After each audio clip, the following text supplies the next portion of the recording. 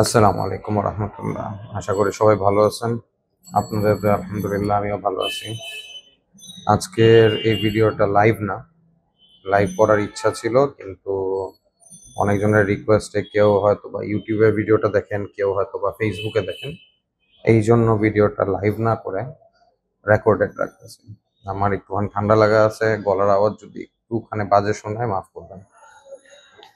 আজকের ভিডিওটা হলো গিয়ে নতুন যে হজ নিবন্ধন কার্যক্রম ওইটার ব্যাপারে, 2025-এর হজ যাত্রার ব্যাপারে। মার্কেটে বা ফেসবুকে অনেক ধরনের কথা এখন চলমান, যে হজের খরচ হয়তো বা অর্ধেকে নেমে আসবে। তারপর আমি কালকে একজন দেখলাম যে পোস্ট করলো যে আপনার 3 লক্ষ টাকায় হজে যাওয়া যাবে। আসলে কত টাকায় হজে যাওয়া যাবে এটা এখনো নির্ধারিত না, কিন্তু আগামীকাল থেকে, মানে হলো কি 1 সেপ্টেম্বর থেকে হজের 2025-এর মূল নিবন্ধন শুরু হচ্ছে। সেক্ষেত্রে যারা এই বছর হজে যেতে আগ্রহী, মানে হলো গিয়ে 2025 সালে যে হজটা, তারা যত দ্রুত সম্ভব আপনারা নিবন্ধন করে আপনাদের সিটগুলো কনফার্ম করেন। কারণ হলো গিয়ে অনেকেই আগে প্রাক নিবন্ধন করে রেখেছিলেন, কিন্তু বর্তমান পরিস্থিতিতে দেখা যাচ্ছে যে এই বছর যে ডিসিশনটা আপনার ধর্ম মন্ত্রণালয় নিয়েছে, করোনার সময় থেকে দেখা গেছে যে কন্টিনিউয়াস ভাবে করোনার আগের প্রাক নিবন্ধন, পরের প্রাক নিবন্ধন, 2 বছর হয়ে গেছে, 2বার কল এসে পড়ছে, ওদের প্রাক নিবন্ধন 4 বছর হয়ে গেছে, এরকম প্রাক নিবন্ধন সবগুলাই সিস্টেমের মধ্যে ছিল। তো এখন যেমন অনেকেই কল করে জিজ্ঞেস করতেছে যে আমার প্রাক নিবন্ধন কি এখনো অ্যাক্টিভ আছে নাকি। যাদের 2বার কল এসে পড়ছে করোনার পরে, যেমন ধরেন 23-24 এসে পড়ছে, তাদের সবার প্রাক নিবন্ধন বাতিল হয়ে গেছে, সবার। একটা প্রাক নিবন্ধনও নেই। করোনার আগেরও অনেক প্রাক নিবন্ধন যেমন আমার সিস্টেমেও ছিল, ওগুলোও সব বাতিল হয়ে গেছে। এখন আপনি যদি নতুন করে হজে 2025-এ যাবেন এবং মনে করতেছেন যে আপনার প্রিভিয়াস প্রাক নিবন্ধন অ্যাক্টিভ আছে, তো আপনার ধারণাটা সম্পূর্ণ ভুল। আপনার দেখা যাবে যে এখন আপনি ঢুকে দেখবেন, আপনি যদি সরকারি ওয়েবসাইটে যান, সরকারি ওয়েবসাইটে ঢুকে দেখবেন যে আপনার প্রাক নিবন্ধন বাতিল করা হয়ে গেছে। তো 2025-এর যারাই আছেন, তারাই আগামীকাল রোববার থেকে সিস্টেম ফুললি অন। একদিনে পারবেন, যদি সকাল থেকে আপনি আপনার পরিচিত এজেন্টের সাথে যোগাযোগ করেন, সকালের দিকে যান, প্রাক নিবন্ধন হয়ে নিবন্ধন একদিনেও কভার কমপ্লিট, বা প্রাক নিবন্ধন করে পরের দিন আপনার এজেন্টকে আপনি পাসপোর্ট ফটোকপি দিয়ে আসলেন, সবকিছু দিয়ে আসলেন, পরের দিন নিবন্ধন করতে পারবেন। এই বছর আমরা সিস্টেমের মধ্যে কিছু প্রবলেম দেখতে পারতেছি। ওইটা হলো গিয়ে যে শুধু ভোটার আইডি কার্ড দিয়ে আগে প্রাক নিবন্ধন করা যেত, বা আন্ডার 18 যারা, তাদের শুধু জন্ম নিবন্ধন দিয়েও করা যেত। কিন্তু এই বছর এখন যে প্রাক নিবন্ধন করতেছি আমি, বা যে কোনো হজ এজেন্ট করতেছে, প্রাক নিবন্ধনে ভোটার আইডি কার্ড দিয়ে এন্ট্রি দিলে ডেটা আসতেছে না ফুলফিল ভাবে, সম্পূর্ণ ডেটা আসতেছে না। এটার জন্য আমাদের অনেক প্রবলেম হচ্ছে। তো আপনারা যারাই প্রাক নিবন্ধন করতে যাবেন, আপনার রানিং পাসপোর্ট, মেয়াদ আছে এমন পাসপোর্টের ফটোকপিটাও দয়া করে সাথে নিয়ে যাবেন। কারণ আপনার ভোটার আইডি কার্ড থেকে ডেটা না আসলেও পাসপোর্ট থেকে ডেটা আসতেছে। তো আপনারা ওইটা দিয়ে প্রাক নিবন্ধনটা করে ফেলতে পারবেন। প্রাক নিবন্ধন করে আপনার হাতে কিছুদিন সময় আছে, যেহেতু এখনো নিবন্ধন আগামীকাল থেকে মাত্র শুরু হবে। কতজন ইনিশিয়ালি নিবন্ধন করবে এইটার ব্যাপারে এখন পর্যন্ত আমাদের ক্লিয়ার কোনো ধারণা কোনোখান থেকেই আসে নাই। কারণ এবছর আসলে কি পরিমাণ হজযাত্রী হবে এই ব্যাপারে এখনো কোনো ধারণা আসে নাই। তো এমনও হতে পারে যে প্রাক নিবন্ধন দুইটাই একবারে নভেম্বর পর্যন্ত রানিং থাকতে পারে, 30 নভেম্বর পর্যন্ত। অথবা দেখা যেতে পারে যে আপনার সেপ্টেম্বরের শেষ সপ্তাহে বা অক্টোবরের ফার্স্ট উইকে ফুলফিল হয়ে যেতে পারে। এই ব্যাপারে এখনো আসলে কোনো ক্লিয়ার ইন্ডিকেশন আমরা পাইনি। যেমন আপনার যেটা পত্রিকার মধ্যে আপনার বাংলাদেশ সরকার মানে ধর্ম মন্ত্রণালয় পাবলিশ করছে, ওইটার মধ্যে কিছু জিনিসের ইন্ডিকেশন এখনই দিয়ে দিছে। যেমন হলো গিয়ে পয়েন্টগুলো হলো গিয়ে 2025 সনের হজ সাধারণ হজ প্যাকেজের মূল্য 2024 সাল থেকে কিছুটা কম করার চেষ্টা করা হচ্ছে। তো সৌদি পর্বের ব্যয়ের হিসাব ও বিমান ভাড়া নির্ধারণ সাপেক্ষে হজের প্যাকেজ ঘোষণা করা হবে। এটা কিছুদিন পরে হয়তো বা ঘোষণা করা হবে, কারণ সৌদির খরচের হিসাব গভর্নমেন্টের কাছেও যেমন আসেনি, আমার কাছেও আসেনি, কোনো হজ এজেন্টের কাছেও আসেনি। তো এটার জন্য দেখা যাবে যে প্যাকেজ ডিক্লারেশন হয়তো বা এক্সপেক্টেড টাইম যেটা মনে হচ্ছে আপনার এটা সেপ্টেম্বরের মাঝামাঝি বা শেষের দিকে হয়তো বা পাবলিকালি আসতে পারে। তো সরকারি বেসরকারি দুইজনেরই প্রাক নিবন্ধন ওপেন আছে। কালকে থেকে দুইজনেরই নিবন্ধনও ওপেন হয়ে যাবে, সরকারি এবং বেসরকারি। তারপর আপনার এই বছরের হজের কোটা হলো গিয়ে 1,27,198 জন, সরকারি এবং বেসরকারি দুইটারই।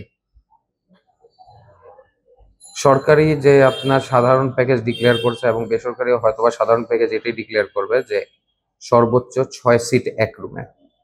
তো এটাই হয়তোবা বেসিক হবে। তো গতবার পর্যন্ত যেমন বেসরকারিদেরকে 5 সিটের উপরে রাখার ব্যাপারে কিছু বিধিনিষেধ ছিল, তো এটা হয়তোবা প্যাকেজ রেট কমানোর কারণে 6 সিটে উন্নয়ন করা হয়েছে। সরকারিতে আপগ্রেডেশনের সুবিধা থাকবে, বেসরকারিতে যে যার প্যাকেজ যেটা দেবে ওইটা ওই হিসাবে আপনি পাবেন, ইনশাল্লাহ কোনো সমস্যা হবে না। তারপর আপনার যে কোনো যেখানে এখানে যেমন এগুলা ইনফরমেশন গুলো দেওয়া আছে, যে কোনো তথ্য সংক্রান্ত তথ্যের জন্য 16136-এ ফোন করতে পারবেন। হচ্ছে বিডি মোবাইল অ্যাপ থেকে ইউজ করতে পারবেন, hoj.gov.bd থেকে মানে আপনি ইনফরমেশন পাবেন। হ্যাঁ, যেটার ব্যাপারে সবচেয়ে ইম্পর্টেন্ট জিনিসগুলো বলা হয়েছে, প্রাক নিবন্ধন এবং নিবন্ধন সনদ হজযাত্রীরা অবশ্যই নিজের কাছে কালেকশনে রাখবেন। কারণ হলো কি আমরা গত বছরগুলোতে প্রত্যেক বছরে এই প্রবলেমটা ফেস করছি যে হজযাত্রী প্রাক নিবন্ধন করে ফেলছে, হয়তো আমি কপিও আগে দিয়ে দিছি, কিন্তু উনি এটা সংরক্ষণে রাখে নাই। সংরক্ষণে না রাখলে যেটা হয়, টিকার সময় এবং অন্যান্য কাজের সময় আবার আপনাকে খুঁজে ওই হজ এজেন্টের অফিসে যেতে হবে। হজ এজেন্টের অফিসে গিয়ে তার কাছ থেকে আপনার আবার ডকুমেন্টটা নিয়ে আসতে হবে। এটা অনেক বড় একটা হ্যাসেল হয়ে যায়, কারণ অনেক সময় দেখা যায় যে সিস্টেম স্লো থাকে, আমরা অন টাইম প্রিন্ট করে দিতে পারি না। হয়তোবা সিস্টেমে রাখা আছে, দেওয়ারও কোনো সমস্যা নেই, কিন্তু চাপের সময় অনেক সময় সার্ভার স্লো কাজ করে, তো ওই সময় দেখা যায় যে রেডি করে দেওয়া যায় না। তারপর এবার হজ থেকে মানে হজের ব্যাপারে সৌদি গভর্নমেন্ট কিছু ফিক্সড আপনার নিষেধাজ্ঞা দিছে। যেমন কিছু দুরারোগ্য ব্যাধিতে হজযাত্রীরা কোনোভাবেই এই বছর না যাওয়ার ব্যাপারে খুব বেশি তারা ডিসকারেজ করতেছে। যেমন হলো গিয়ে cancer, advance cardiac, liver cirrhosis, kidney সংক্রান্ত যে কোনো রোগ, সংক্রামক যক্ষা, ডিমেনশিয়া, গর্ভবতী মহিলা এবং চলাচলে অক্ষম ব্যক্তিদের হজের নিবন্ধনের ব্যাপারে খুব বেশি নিষেধাজ্ঞা সৌদি গভর্নমেন্ট দিচ্ছে। যে ক্যান্সারে আক্রান্ত কোনো ব্যক্তি হজে গেলে যদি তার ইন কেস অফ ইমার্জেন্সি কোনো ট্রিটমেন্ট দরকার হয়, কোনো ইন্স্যুরেন্সে কভার করবে না এবং হসপিটাল মানে আপনাকে ভর্তিও না নিতে পারে। কিডনি সংক্রান্ত কোনো বিষয় হলে তখনও একই অবস্থা। তো এইগুলা ক্ষেত্রে এই বছর একটুখানি হজযাত্রীদেরকে একটুখানি সাবধান করা হচ্ছে যে যদি আপনাদের এইগুলা প্রবলেম থাকে তাহলে আপনারা না যান। আর যেমন আমরা গত বছরও আমাদের সাথে এমন হজযাত্রী গেছে প্রচন্ড অসুস্থ, কিন্তু আল্লাহর রহমতে আরাফাত, মিনা, মুজদালিফা বা মূল হজের পিরিয়ডে উনি অসুস্থ হন নাই, কিন্তু একটা সম্ভাবনা ছিল। তারপর দিন আরাফাতের দিনই গত বছর 2024 হজে আমাদের নিজেদের তাঁবুতে অন্য এজেন্সির এক হজযাত্রী মারা গেছেন। তো উনি স্ট্রোক করছিল, তো প্রাইমারি স্ট্রোকের সময় উনি কেউ খুব বেশি কেয়ারফুল ছিল না। এটা সকালের দিকের ঘটনা, যখন দুপুরে স্ট্রোক করছে তখন উনি মারা গেছেন। কিন্তু পরবর্তীতে আমরা জানতে পারছি যে উনার হার্টেরও প্রবলেম ছিল, প্রিভিয়াসলি স্ট্রোকের হিস্ট্রি ছিল। তো এই হজযাত্রীদের ক্ষেত্রে খুব সাবধানতা এই বছর দিচ্ছে। আর আপনার এগুলা আপনাদেরও সাবধান হওয়া উচিত। যদি আপনার অ্যাডভান্স কোনো প্রবলেম না থাকে তাহলে আপনি যেতে পারেন, কোনো সমস্যা নেই। কারণ এইটার ব্যাপারে বেশি আপনার ডিসকারেজ করা হচ্ছে এই জন্য, এই বছরও গত বছরের ন্যায় প্রচন্ড গরমে হজ করবে। এটাই শেষ বছর সবচেয়ে বেশি গরমে হজ, গত বছর গেছে এবং এই বছর যাবে। তো এরপর থেকে দেখা যাবে যে হজটা আস্তে আস্তে ঠান্ডার দিকে যেতে থাকবে। তো এখন আমার সবাইকে অনুরোধ থাকবে বা অ্যাডভাইস থাকবে, যেটাই বলেন, যে যারাই 2025 সালে হজের নিয়ত রাখেন তারা অনুগ্রহপূর্বক যত দ্রুত সম্ভব আপনার পছন্দের এজেন্টের সাথে যোগাযোগ করেন। আপনার যদি সরকারিভাবে যাওয়ার ইচ্ছা থাকে, সরকারিভাবে, বেসরকারিভাবে যাওয়ার ইচ্ছা থাকলে এজেন্সির মাধ্যমে, যেটাই হোক, আপনি যত দ্রুত সম্ভব যোগাযোগ করে প্রাক নিবন্ধনটা কমপ্লিট করে ফেলেন। প্রাক নিবন্ধনটা কমপ্লিট করে নিবন্ধনটা আপনি কিছুদিন ওয়েট করেন। কারণ হলো গিয়ে নিবন্ধন করে ফেললে আপনি এজেন্সি চেঞ্জ করতে পারবেন না। প্রাক নিবন্ধিত অবস্থায় আপনি এজেন্সি আরামে চেঞ্জ করতে পারবেন, কোনো সমস্যা নেই। তো নিবন্ধনটা আপনি কয়েকদিন হোল্ড করে দেখতে পারেন যে প্যাকেজ রেটটা আপনার কার সাথে অ্যাডজাস্টমেন্ট হচ্ছে, কি হচ্ছে, বা কোন এজেন্সির সুবিধাতে আপনি যেতে পারেন না পারেন, এগুলো আপনি দেখতে পারেন। আর আপনার যদি আপনার মনে এরকম কোনো সন্দেহ না থাকে, যেমন অনেকেরই খুব নিজস্ব কিছু এজেন্সি আছে যে প্রাইস বাড়লেও আমি ওনার সাথেই যাব, প্রাইস কমলেও আমি ওনার সাথে যাব, সুবিধা সবকিছু আমি ওনার সাথেই যাব, তাহলে আপনি এখনই আগামীকাল থেকেই চেষ্টা করতে পারেন নিবন্ধন করে ফেলার, কোনো সমস্যা নেই।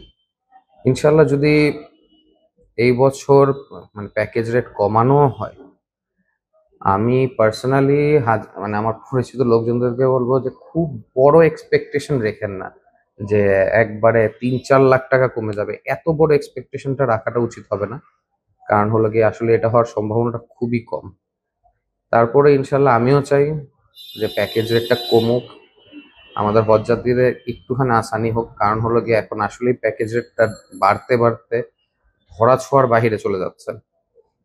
আমিও একজন ব্যবসায়ী, অন্যান্য ব্যবসায়ীরাও যেমন চাচ্ছে যে প্রাইস রেট কমলে আমারও বিজনেস বাড়বে, ওই হিসাবেই আমার বলা। কিন্তু এখন ডলার বা রিয়ালের রেটের যে অবস্থা, ওই হিসাবে কতটুকু কমলে ওইটা এখনো বলা যাচ্ছে না। তারপর আমাদের ধর্ম উপদেষ্টা বলছে যে যৌক্তিক হারে বা যৌক্তিকতা বিবেচনা করে যতটুকু কমানো যায় অতটুকুই কমানোর ব্যবস্থা করা হবে। ইনশাল্লাহ সবাই দোয়া করেন যাতে কমে।